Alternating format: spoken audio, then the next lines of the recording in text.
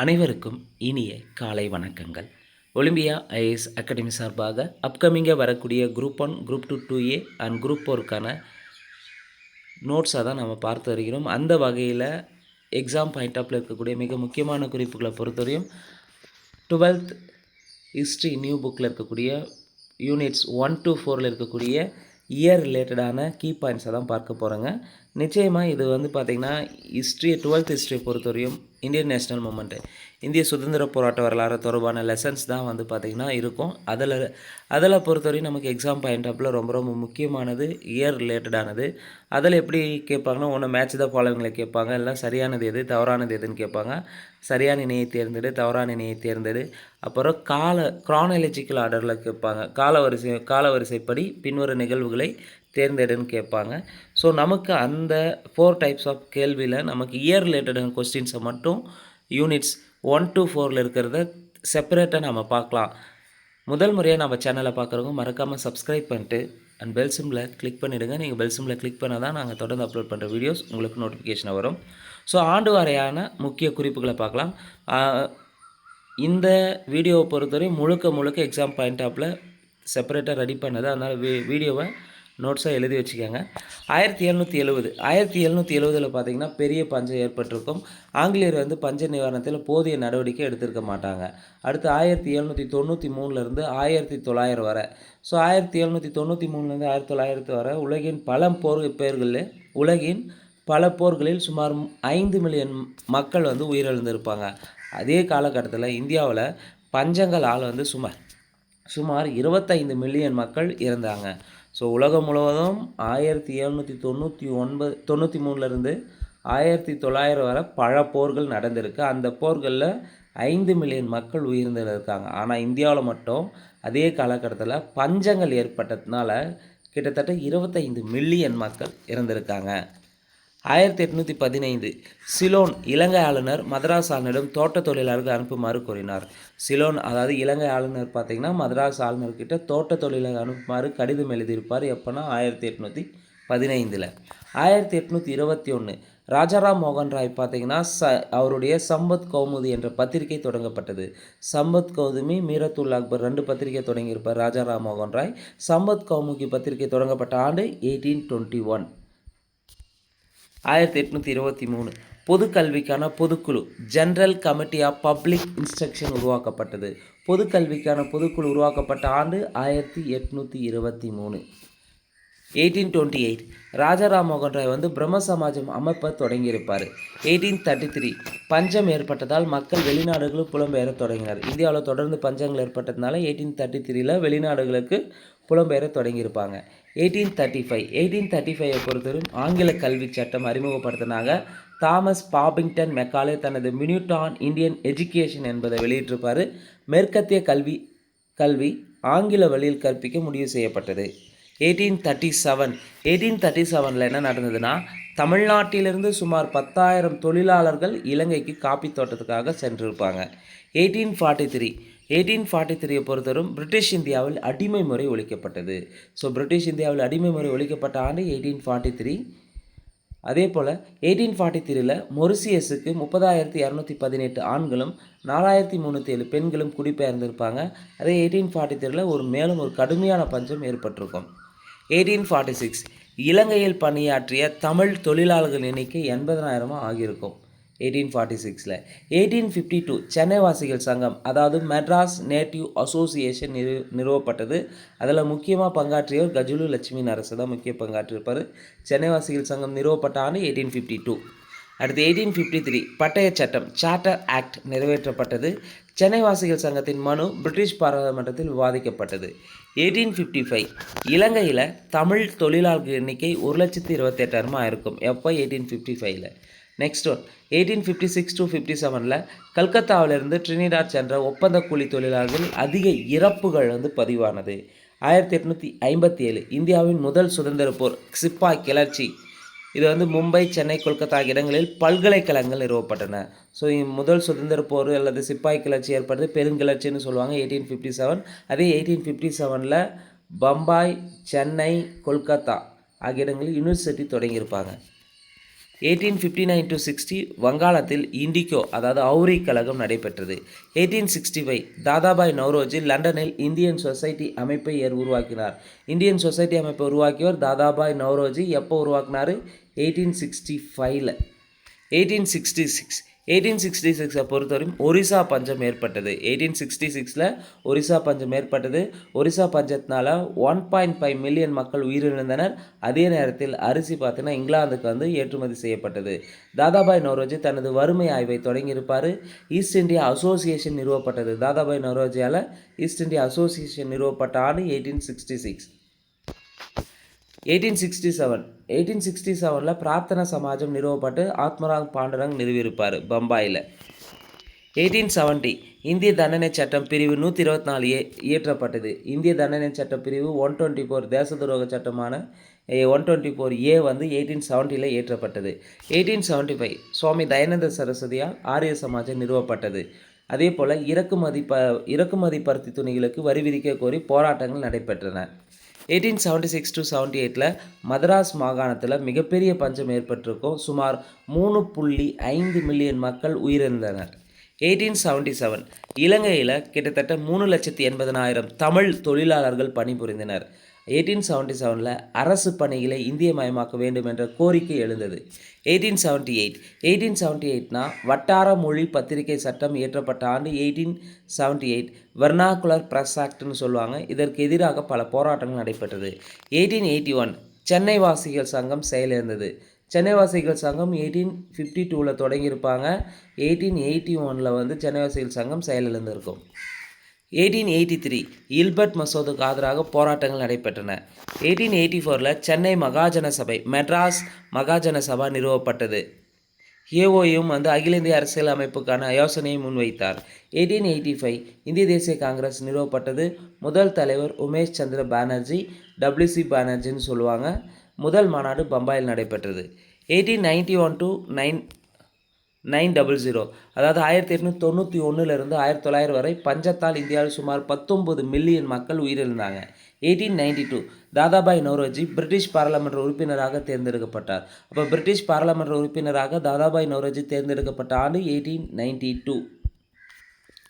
1897 பாலகங்காதர திலகர் கைது செய்யப்பட்ட ஆண்டு 1897.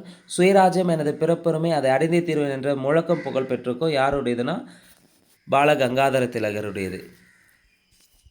1901 poverty and unbritish rule in India என்ற நூலை வெளியிட்டிருப்பார். தாதாபாய் நவ்ரோஜியால் வெளியிடப்பட்டது. Poverty and unbritish rule in India எப்போ வெளியிட்டாங்க? 1901.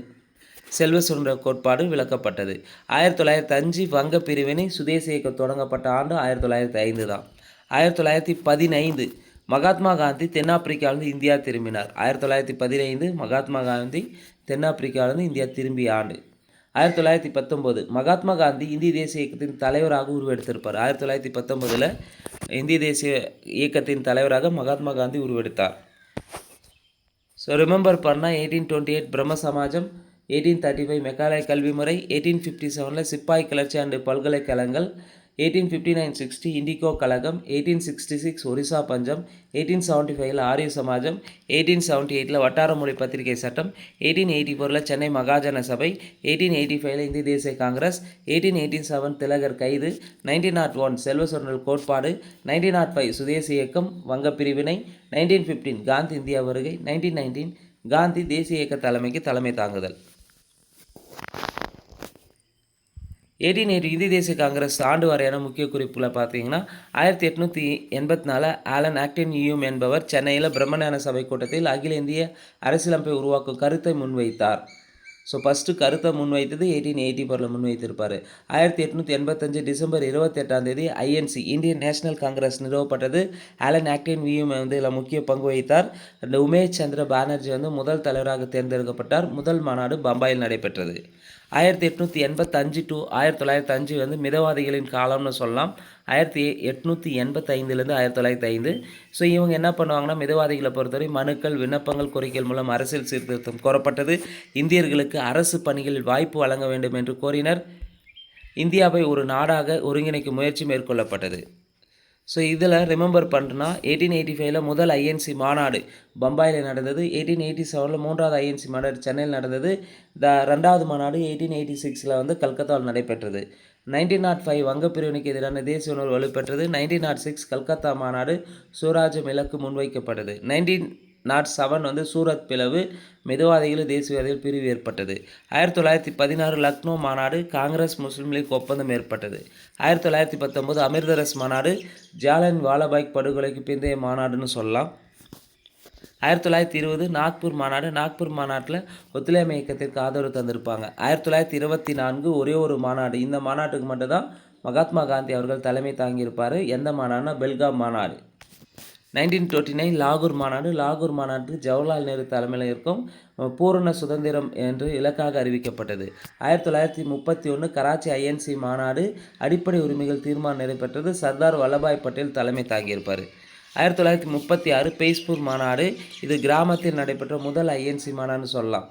1938 1939 இந்த ரெண்டு மாநாட்டுக்கும் தலைமை தாங்கினது சுபாஷ் சந்திர போஸ் தான். ஹரிபுரா மாநாடு, திரிபுரா மாநாடு.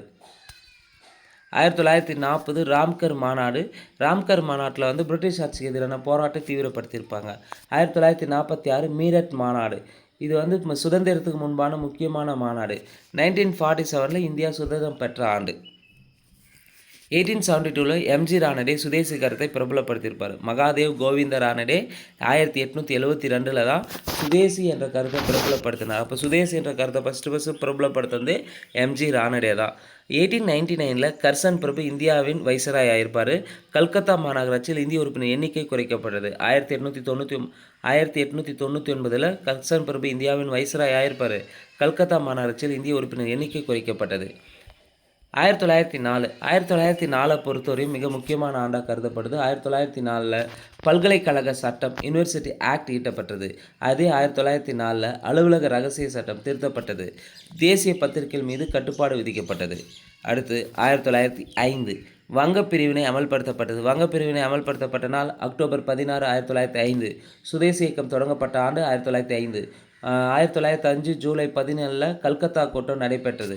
1905 ஆகஸ்ட் 7 கல்கத்தா டவுன் ஹால் கூட்டத்தில் சுதேசி இயக்கம் அறிவிக்கப்பட்டது. அப்போ சுதேசி இயக்கம் கல்கத்தா டவுன் ஹாலில் தான் ஆகஸ்ட் 7 1905 அறிவிக்கிறாங்க. அக்டோபர் 16 துக்க நாளாக கடைபிடிச்சாங்க 1905.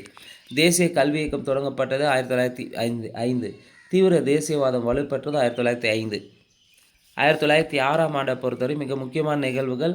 வங்காள தேசிய கல்லூரி நிறுவப்பட்டது 1906. தேசிய கல்விக் கழகம் உருவாக்கப்பட்டது 1906. 1906 கல்கத்தா ஐஎன்சி மாநாட்டில் சுதேசி, புறக்கணிப்பு, தேசிய கல்வி, சுயராஜ்யம் ஆகிய தீர்மானங்கள் நிறைவேற்றப்பட்டது. அதே போல் 1906 தான் வஉசி சுதேசி நீராவி கப்பல் நிறுவனத்தை தொடங்கியிருப்பார். 1907 மிக முக்கியமான நிகழ்வுன்னு பார்த்திங்கன்னா சூரத் பிளவுன்னு சொல்லலாம். காங்கிரஸ் மிதவாதிகள் மற்றும் தீவிரவாதிகள் என பிரிஞ்சிருப்பாங்க. பொதுக்கூட்டங்கள் சட்டம் இயற்றப்பட்டது. பொதுக்கூட்டங்கள் செடிட்டியஸ் மீட்டிங்ஸ் ஆக்ட் 1907. பொதுக்கூட்டங்கள் சட்டம் இயற்றப்பட்ட ஆண்டு 1907.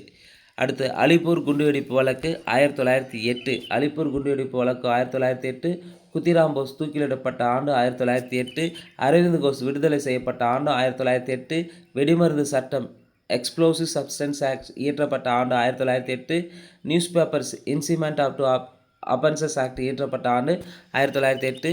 வஉசியோ சுப்பிரமணிய சிவாவும் கைது செய்யப்பட்ட ஆண்டு 1908.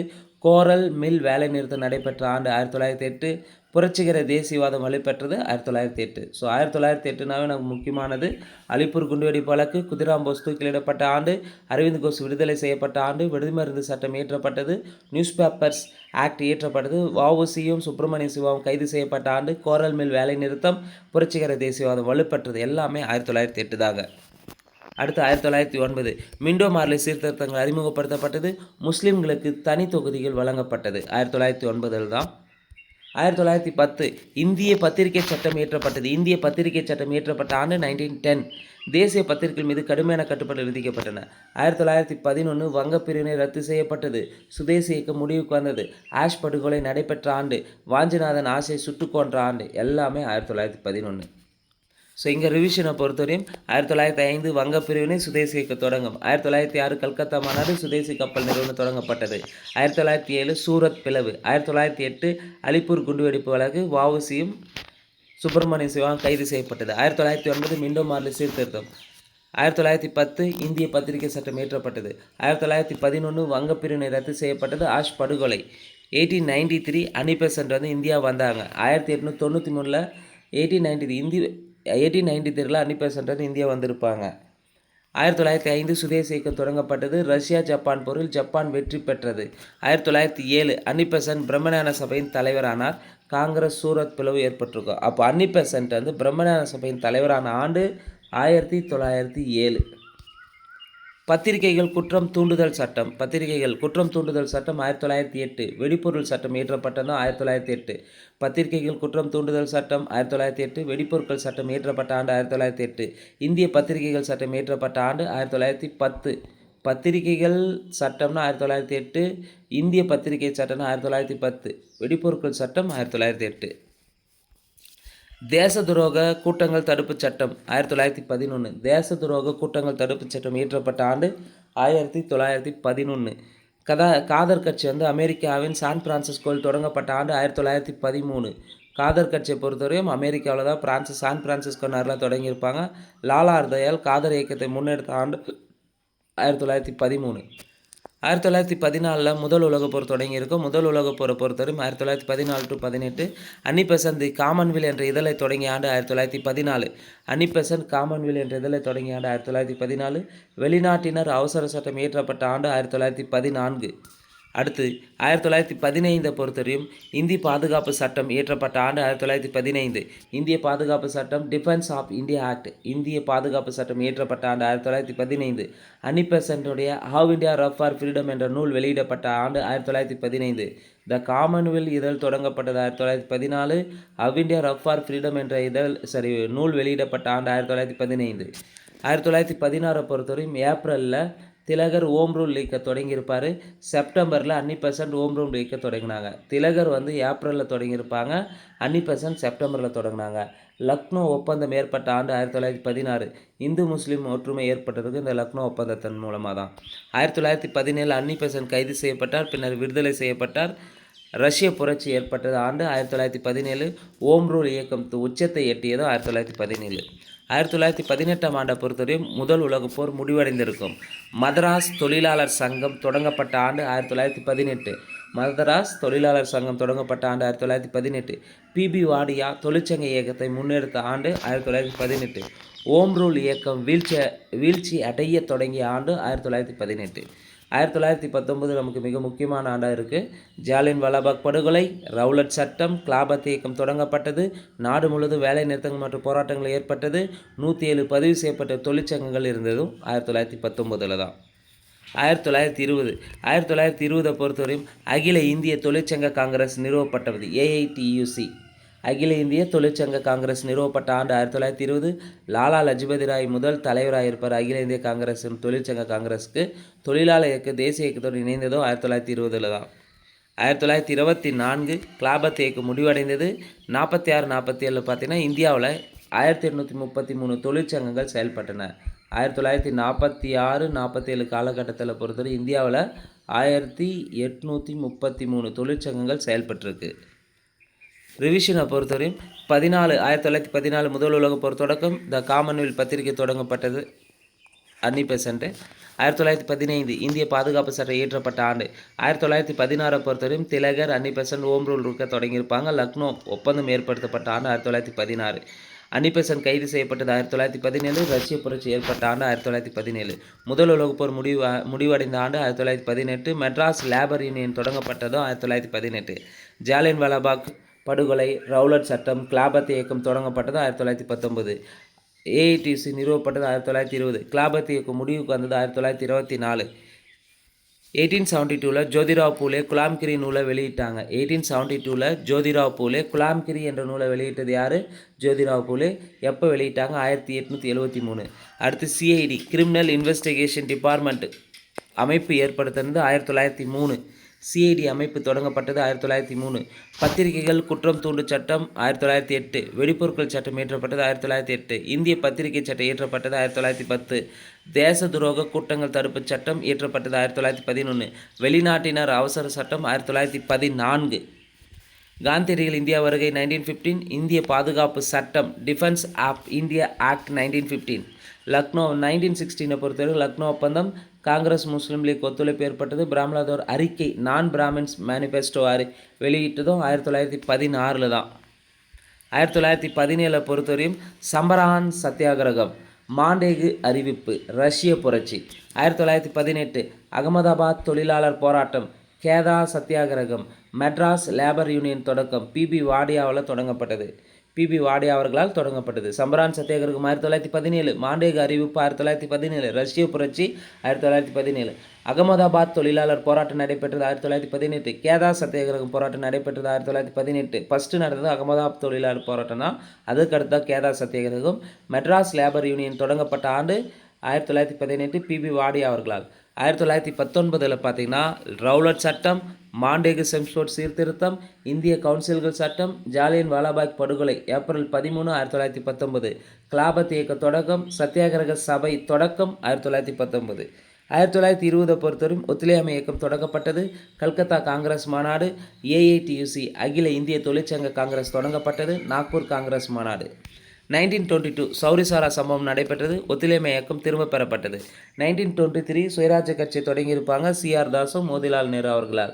1924 வேல்ஸ் இளவரசர் வருகை புறக்கணிப்பு, கிலாபத் இயக்கம் முடிவு பெறுது. துருக்கியில் கலிபா முறை ஒழிக்கப்பட்டது. 1924 வேல்ஸ் இளவரசர் வருகை புறக்கணிப்பு, கிலாபத் இயக்கம் முடிவுக்கு வருது. துருக்கியில் கலிபா முறை ஒழிப்பு. 1925 காகோரி சதி வழக்கு. 1925 காகோரி சதி வழக்கு. 1927 சைமன் குழு நியமனம், சைமன் கோபேக் போராட்டம் நடைபெற்றது. 1928 மோதிலால் நேரு அறிக்கை வெளியிடப்பட்டது. லாலா லஜபதி ராய் மரணம் அடைந்தார். சாண்ட்ரஸ் கொலை நடைபெற்ற ஆண்டு 1928. 1929 லாகூர் காங்கிரஸ் மாநாடு நடைபெற்றது. இந்த மாநாட்டில் தான் பூர்ண சுயராஜ்யம் அறிவிக்கப்பட்டது. லாகூர் காங்கிரஸ் மாநாட்டுக்கு ஜவஹர்லால் நேரு காங்கிரஸ் தலைவராக தேர்ந்தெடுக்கப்பட்டார். மத்திய சட்டப்பேரவை குண்டுவெடிப்பு, பகத்சிங்கும் பட்டேஸ்கர் தத்தும், பிகே தத்துன்னு சொல்லுவாங்க, பட்டுகேஸ்வர் தத்து. இப்போ மத்திய சட்டப்பேரவை மீது குண்டு வீச 1929. அடுத்து 1930 தண்டி யாத்திரை, உப்பு சத்தியாகிரகம் நடைபெற்றது. வேதாரண உப்பு சத்தியாகிரகம் ராஜாஜி தலைமை நடைபெற்றது 1930. முதல் வட்டமேசை மாநாடு நடைபெற்ற ஆண்டு 1930. 1931 பொறுத்தவரையும் காந்தியடிகளின் ஒப்பந்தம் ஏற்பட்ட ஆண்டு. இரண்டாம் வட்டமேசை மாநாடு. பகத்சிங், ராஜகுரு, சுகதேவ் தூக்கிலிடப்பட்ட ஆண்டு. தூக்கு தண்டனை அறிவித்தது 1931. 1932 பூனா ஒப்பந்தம் ஏற்பட்டது. காந்தி அம்பேத்கருக்கிடையே உடன்பாடு நடந்திருக்கும். 1947 இந்தியா சுதந்திரம் அடைந்தது.